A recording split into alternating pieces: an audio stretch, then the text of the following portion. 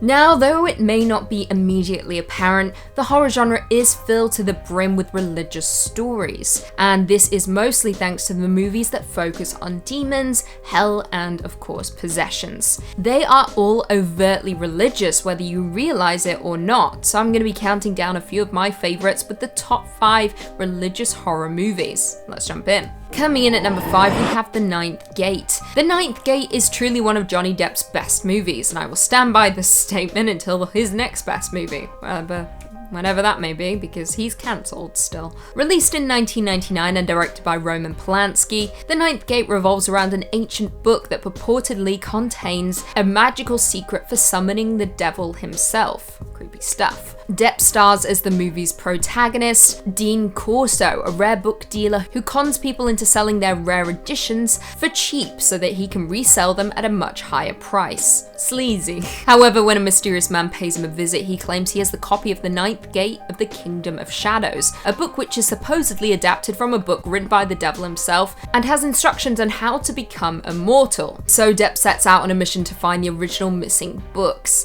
However, along the way, bizarre events begin to unfold, as you would expect. Now, despite my fondness of the movie, it did ultimately polarize critics and viewers alike, with it being described as, I quote, "Even though the film is stylish and atmospheric, critics say The Ninth Gate meanders aimlessly and is often ludicrous. And despite the advertising, there's hardly any chills." I, however, disagree, and if you have a love for religious horror movies, this will certainly be right up your street. Before we jump into number 4, be sure to give this video a big thumbs up. It really helps us out a lot. Coming in at number 4, we have The Exorcism of Emily Rose. The first time I watched The Exorcism of Emily Rose, I was traumatized. I was absolutely terrified, mostly due to the scene of her contorted on her bedroom floor. That lingered in my mind for years. Released in 2005 and directed by Scott Derrickson, The Exorcism of Emily Rose is loosely based on the true story of Annalise Michel, I think that's how you say her name, and follows an agnostic woman played by Laura Linney, who acts as defense counsel representing a parish priest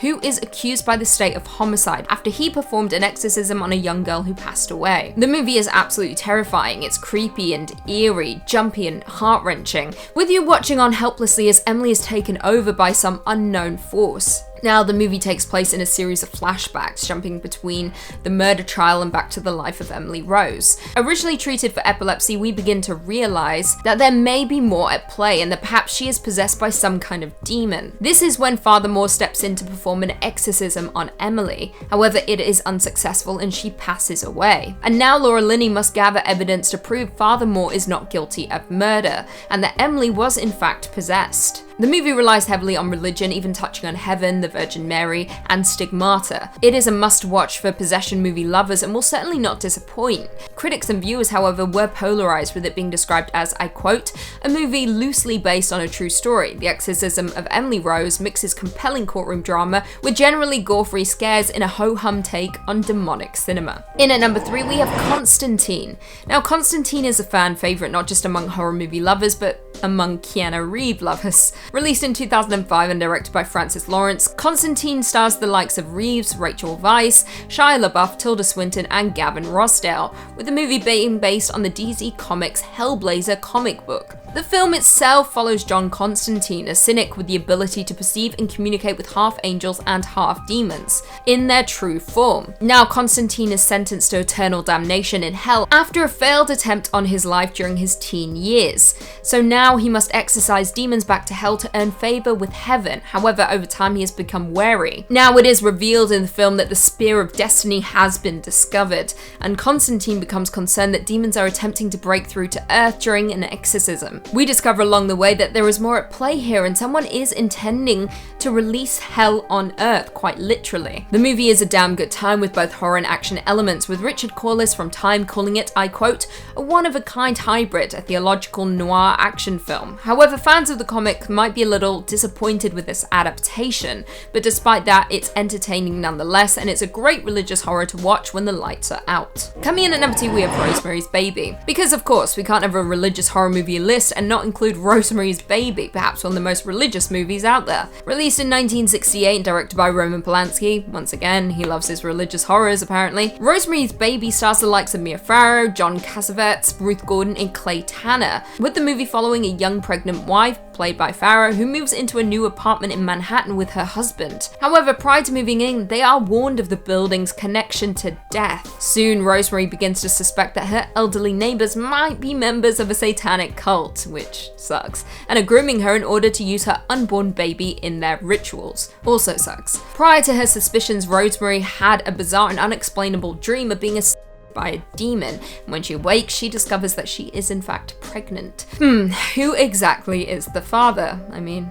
it only takes one guess. We soon learn along the way that Rosemary's pregnancy was planned for something incredibly dark and demonic. Rosemary's Baby is an absolute classic and is considered to be one of the best horror movies of all time, with it earning universal acclaim from critics as well as garnering a slew of award nominations. In 2014, the film was also selected for preservation in the National Film Registry by the Library of Congress, being deemed culturally, historically, or aesthetically significant. And finally, coming in at number 1, we of course have The Exorcist. Of course. The most famous religious horror movie of all time, The Exorcist. Released in 1973 and directed by William Friedkin, The Exorcist is based on the 1971 novel of the same name by William Peter Blatty, starring the likes of Ellen Burstyn and Linda Blair. The movie is also the first installment in the Exorcist franchise, and follows the possession of 12-year-old Regan McNeil, and her mother's attempt to rescue her through an exorcism performed by 2 Catholic priests. Now, what makes this film so great is the simple fact that it was actually one of the first movies to discuss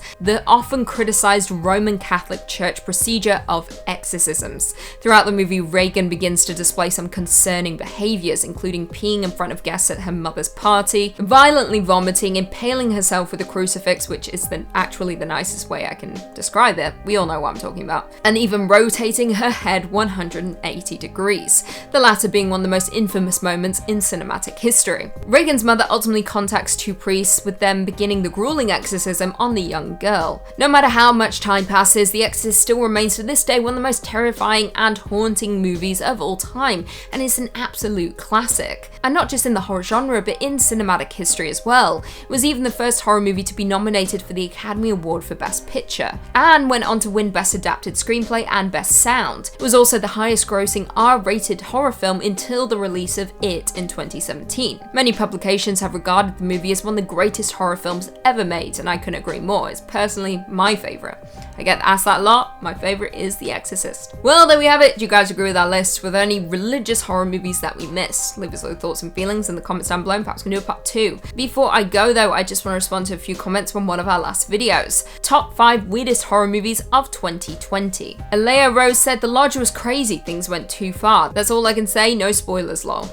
I'm actually doing my very best not to spoil movies at the moment. But yes, The Lodge was insane. It was crazy, it was almost upsetting, because you couldn't wrap your head around who was in the wrong, who was in the right, who was losing their mind, who wasn't. Everyone could be an enemy, and then you just couldn't help but sympathize with Riley Coe, and then the end was absolutely insane. Black Flags Are Better said, thank you for not spoiling the endings to these movies. Once again, I am doing my very best not to spoil the endings, because I understand how much it sucks to have the ending of a movie ruined. So I'm doing my best not to do that. It is hard sometimes, depending on the topic of the video. Sometimes it's about the twist of a movie and I have to ruin the end. Beastworld said, thanks for helping us all throughout these lockdowns. Peace and love. Thank you. Thank you guys for watching. You guys get us through this lockdown as well. I mean, you all know it. I'm always live on Instagram.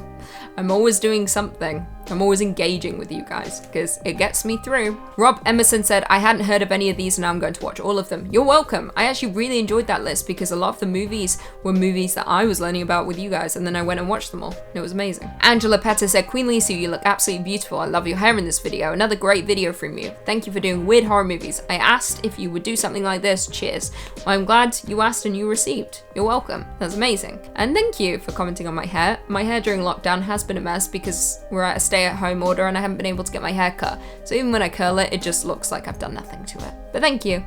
Steve Cass said, Queen Lucy seems to try to get into our heads. Beware. That's always true. I'm always in your mind. I'm always there lurking. Even when you're not thinking of me, I'm in there. And on that note, if you haven't already, be sure to give this video a big thumbs up. And until next time, I'll see you later. The Exorcism.